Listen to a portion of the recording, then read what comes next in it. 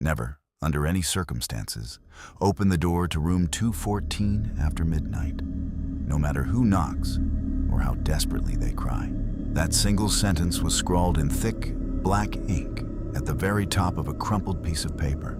The manager, a gaunt man named Mr. Vance, with dark circles under his eyes, had shoved it into my hand right before he rushed out the front doors. He didn't even wish me luck. He just locked the main entrance behind him, jumped into his rusty sedan, and sped down the gravel driveway. And 3 months ago, I was completely broke. My rent was overdue, my bank account was sitting at a miserable negative balance, and I was eating instant noodles for breakfast, lunch, and dinner. When I saw a late-night listing on a sketchy job forum for a night receptionist at the Blackwood Hotel, I thought I'd finally hit the jackpot. The Blackwood Hotel wasn't really a hotel in the modern sense. It was a massive, old Gothic manor built in the late 1800s, converted into a luxury boutique hotel and isolated deep within a dense, suffocating pine forest. It was a 2-hour drive from the nearest town, and cell service died completely about 20 miles before you reached the property. But the pay? The pay was triple what any luxury hotel in the city offered. The listing required no prior experience, just the ability to strictly adhere to instructions. At the time, I thought it was easy money. Now, I understand why the pay was so high. I understand that the extra money wasn't a salary. It was danger pay. If you want to survive a night in a place like this, you need to listen closely to my story, and more importantly, to the rules I had to follow. The shift started normally enough. When I took over the desk at 10 p.m., the hotel was dead silent. All the guests, about 12 in total, mostly elderly couples looking for an isolated getaway, had already retired to their rooms. The grand lobby was beautiful but suffocating. It featured towering ceilings, heavy oak furniture, velvet drapes that smelled of dust, and a massive grandfather clock that stood right behind the reception desk. Its rhythmic, heavy ticking was the only sound filling the empty space. With nothing to do, I smoothed out the crumpled piece of paper Mr. Vance had given me. There were 6 rules in total. The rules of Blackwood Hotel. Rule 1. At exactly 12 a.m., every single clock in the lobby will stop ticking for 1 minute. Do not look around during that minute. Keep your eyes glued to the computer screen. Do not look at the reflections in the glass windows. Rule 2. If you hear heavy footsteps coming down the main staircase between 1 a.m. and 2 a.m., but the security cameras show absolutely nothing, do not panic. Light the sage incense sitting in the ceramic bowl on the desk and pretend to read a book. Do not look up at the stairs. They are just checking if you are easily startled. Rule 3. If the door to room 214 opens on its own, do not send security and do not walk into the room. Take the brass spare key from the safe beneath the desk. Go upstairs without making a single sound and lock the door from the outside. If you see something inside the room while locking it, do not blink and walk backwards slowly until you reach the stairs. Rule 4. If a guest comes down to the lobby complaining about a scratching sound inside their walls, offer them a complimentary bottle of wine from the back room. Do not let them go back to their room alone. Walk them to the lounge, tell them to wait there, and call room 104 on the house phone. There is no room 104, just let it ring. Rule 5. Between 3 a.m. and 4 a.m., the front desk phone might ring. If the caller ID shows all zeros, answer it. If you hear wet, heavy breathing, do not hang up. Listen until they stop speaking. If they ask for a room number, give them a number that does not exist, like room 500. Rule 6. At 5 a.m., the fog outside will press against the glass doors. If you see a silhouette of a person waving at you through the fog, ignore it. Turn your back to the door and wait for the sun to rise. At first, I laughed. I sat back in the leather plush chair behind the desk and shook my head. I figured Mr. Vance was just pulling a classic, elaborate prank on the new guy. It was a common hazing ritual in isolated jobs, right? Scare the rookie so bad he spends the whole night jumping at shadows. But as the hours crept closer to midnight, the atmosphere in the lobby began to change. The air grew noticeably colder, to the point where I could see my own breath. The heating system was ancient, but Mr. Vance had assured me it worked perfectly.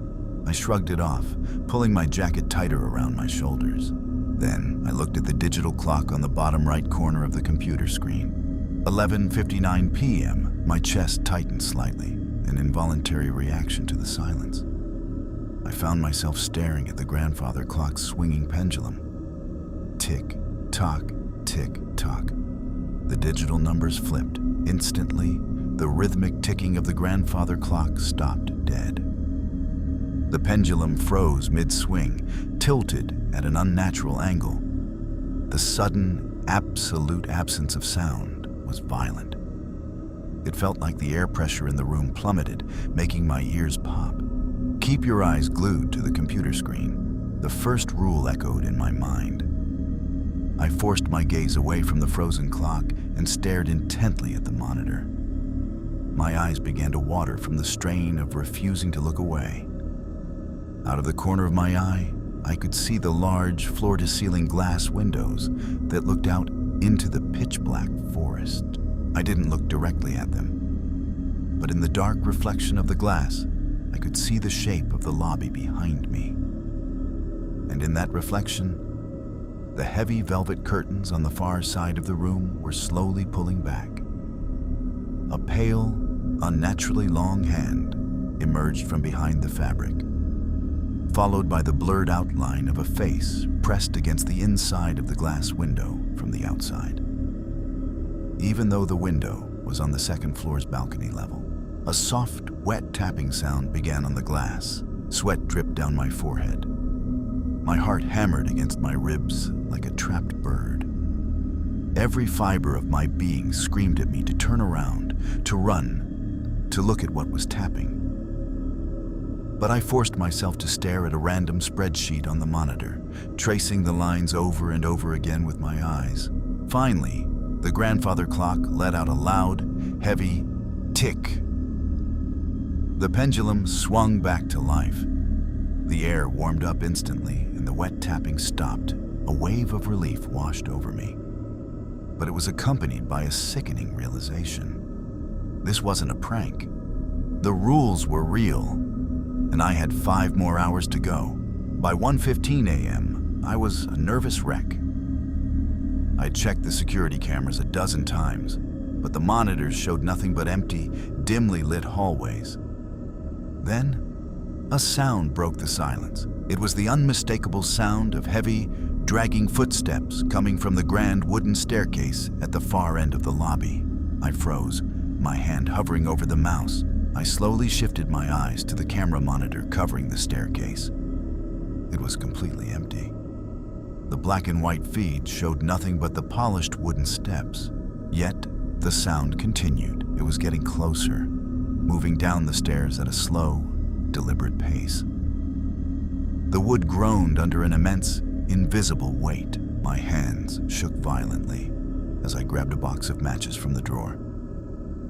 I fumbled with the matchstick twice, dropping it onto the desk, before finally striking it on the third try.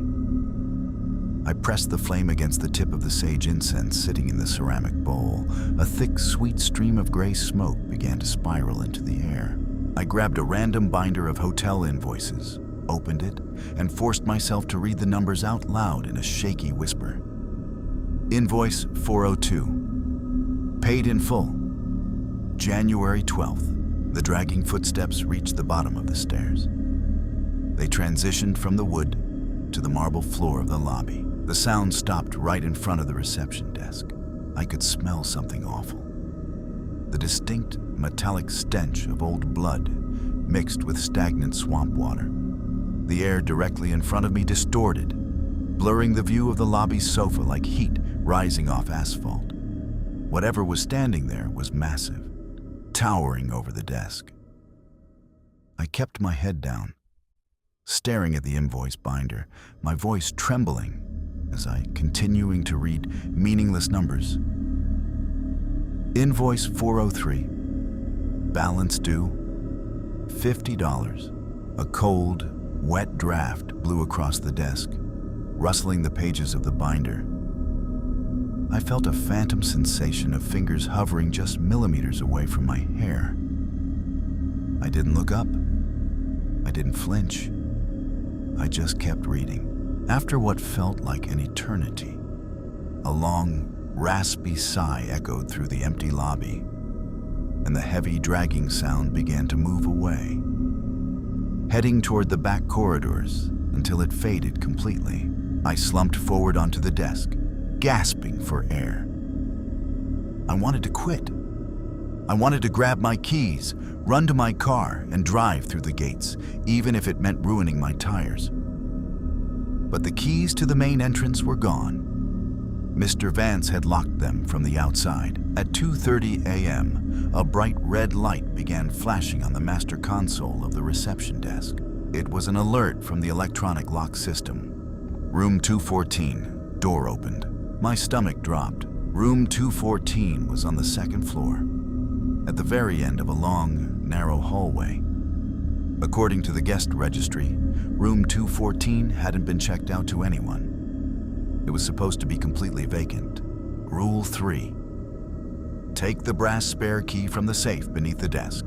Go upstairs without making a single sound and lock the door from the outside. I knelt down, spun the dial on the small safe under the counter, and pulled out a heavy, antique brass key. It felt icy cold in my palm. I stood up, took a deep breath, and stepped out from behind the safety of the reception desk.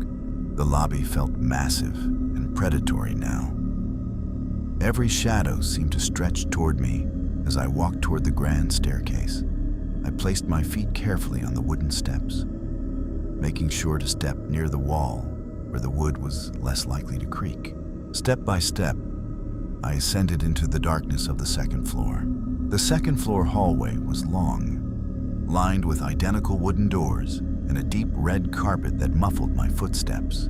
The air here was even colder than below. The overhead lights flickered rhythmically, casting dancing shadows on the walls. As I approached the end of the hall, I saw it. The door to room 214 was cracked open by a few inches. A dim, unnatural, flickering blue light was leaking out into the hallway, throwing a strange glow onto the red carpet. My heart was beating so loudly, I was terrified whatever was inside would hear it. I reached the door and stopped, holding my breath. I raised the brass key, aiming for the lock on the outside of the door, but as I reached for the handle, my eyes inadvertently slipped through the crack of the door. The interior of room 214 was completely stripped of furniture. There was no bed, no table, no chairs. The walls were covered in what looked like dark, damp earth, with long roots hanging from the ceiling. Standing right in the center of the room was a silhouette. It was a person, or at least, it had the general shape of one, but it was easily 8 feet tall. Its limbs were thin, long, and bent at impossible, jagged angles. Its back was turned to me, its head tilted completely to the left. Suddenly, the entity's head snapped into a straight position. It began to turn around. "Andy, do not blink," and walk backwards slowly. The words of the rule flashed in my mind like a neon sign. I forced my eyelids wide open, refusing to let them close, even as the dry air began to burn my eyes. I gripped the brass key, shoved it into the lock, and pulled the heavy wooden door shut with a loud slam. I turned the key sharply to the right until I heard a heavy click. The exact millisecond the lock engaged, something violently threw itself against the other side of the door. The wood shuddered, bulging slightly under the impact. Then came a sharp, horrific metallic scratching sound, like giant iron claws tearing through the wood from top to bottom. From the other side of the door, a voice called out. It didn't sound like a monster. It sounded exactly like my mother, Liam, please open the door. It's so cold in here. Why did you lock me in? A sob caught in my throat. Tears welled up in my eyes, burning violently because I still refused to blink. I knew my mother was safe at home, hundreds of miles away, in a warm apartment. This thing was using her voice, trying to trick me into turning the key back. Liam, please. My fingers are bleeding. Let me out. The voice cried, growing more frantic, accompanied by the frantic scratching of claws against the wood. Keeping my eyes wide open, staring fixedly at the trembling wooden door, I began to step backward. 1 step, 2 steps, 3 steps. I didn't turn around. I kept my gaze locked on room 214, moving backward down the long corridor like a reverse tightrope walker. Only when my heel hit the top step of the main staircase did I finally allow myself to blink.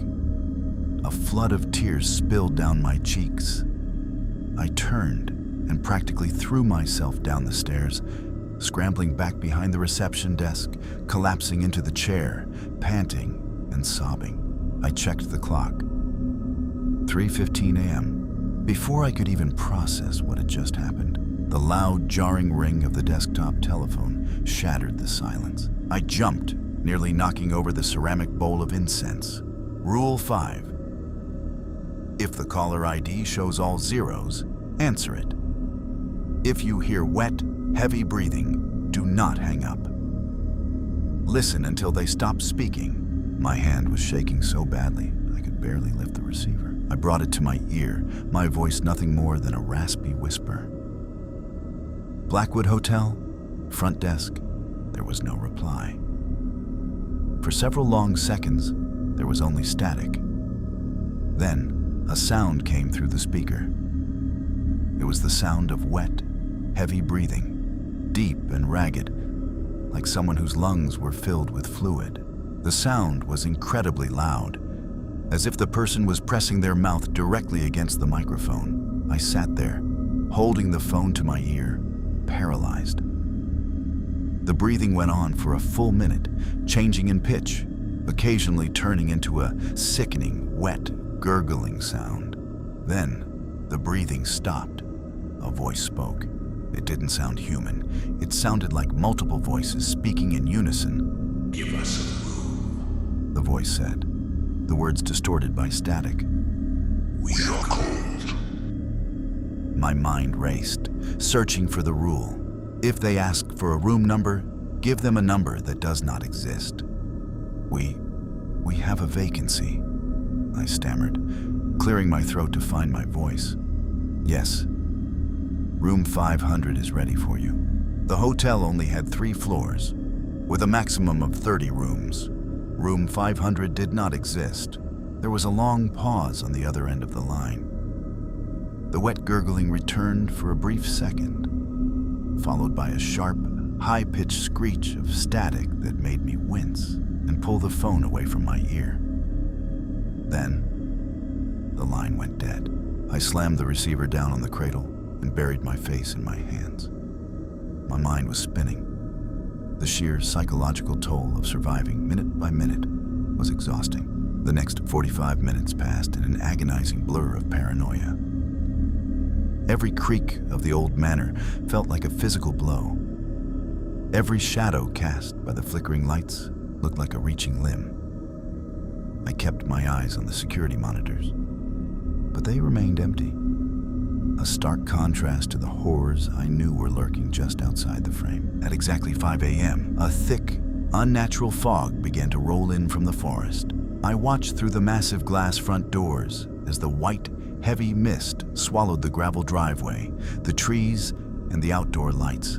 Within minutes, the fog was so dense that it pressed right up against the glass panes of the front doors, turning the world outside into an opaque wall of white. Rule 6. At 5 a.m., the fog outside will press against the glass doors. If you see a silhouette of a person waving at you through the fog, ignore it. I stood up from the desk, preparing to turn my back to the doors as instructed. But before I could turn around, a shape began to form in the fog. It was the dark silhouette of a person, standing just on the other side of the glass doors. The shape was fuzzy at first, but then it stepped closer. Pressing its hands against the glass, it began to wave at me. A slow, friendly, rhythmic motion of the hand. I swallowed hard and began to turn my body away. But then, the fog shifted slightly, revealing the face of the silhouette. It was Mr. Vance. He was wearing the same suit he had left in. His face was twisted into a look of absolute terror, his eyes wide, his mouth open as if he were screaming for help, though no sound could penetrate the heavy glass doors. He was banging on the glass with his fists now, pointing desperately toward the fog behind him, where a massive, multi-limbed shadow was slowly rising out of the mist. Liam, for the love of God, let me in. I could see the shapes his mouth was forming, even if I couldn't hear the words. My hand twitched toward the electronic release button under the desk that would unlock the front doors. It was my boss. He was going to die out there. I had to save him. But then I noticed something. Mr. Vance was banging on the glass, screaming and pointing. But his left hand, the one that had been waving at me initially, was still waving. It was moving back and forth in that same slow, mechanical, rhythmic motion, completely disconnected from the panic on his face. It looked like a puppet being operated by strings. It wasn't Mr. Vance. I bit my lip until I tasted blood. Forced myself to turn completely around, facing the grandfather clock in the back wall of the reception desk. I closed my eyes and covered my ears with my hands. Behind me, the muffled thumping on the glass doors grew louder, turning into a frantic, violent pounding that threatened to shatter the thick glass.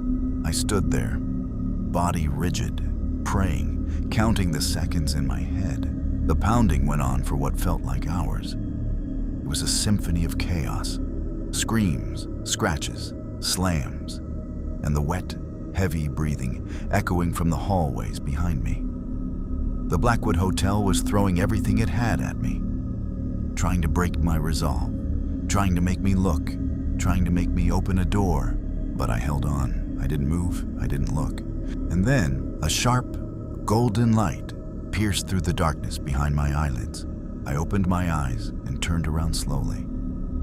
The thick, oppressive fog outside was beginning to dissipate, melting away under the warm, golden rays of a morning sun rising over the pine trees. The front doors were empty. The glass was smeared with a strange, clear residue, but there was no one there.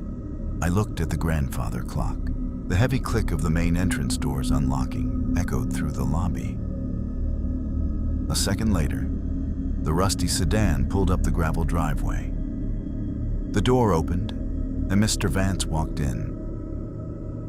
He looked completely normal, holding a fresh cup of coffee from a gas station. He didn't look like he had spent the night screaming in the fog. He walked up to the reception desk, looked at my pale, sweat-drenched face, my wide eyes, and the crumpled piece of paper still gripped firmly in my hand. He didn't ask how my night was. He just let out a tired sigh and nodded. "You followed the rules," Mr. Vance said, his voice flat. He reached into his coat pocket, pulled out a thick white envelope packed with cash, and slid it across the marble counter toward me. "You survived night 1. The pay doubles for the second night. So, see you tonight?" I stared at the envelope of money for a long time. It was enough to pay off all my debts, to give me a fresh start, to ensure I wouldn't starve for months. I snatched the envelope, shoved it into my jacket, walked past him out the front doors, and got into my car. I drove down that gravel driveway and never, ever looked back. It's been weeks since that night, and I'm back in the city now. My rent is paid, and my cupboards are full. But every time the clock strikes midnight, or whenever a thick fog rolls through the city streets, I lock every door in my apartment. And sometimes, when I'm lying in bed in the dead of night, and the room suddenly gets freezing cold. I get the horrific, sinking feeling that I didn't leave that hotel completely alone. I get the feeling that whatever was in room 214 followed me home. What would you have done in my place? Would you have stayed for the double pay on night 2, or would you have run just like I did? Let me know in the comments below, and don't forget to like and subscribe for more stories that will keep you awake at night.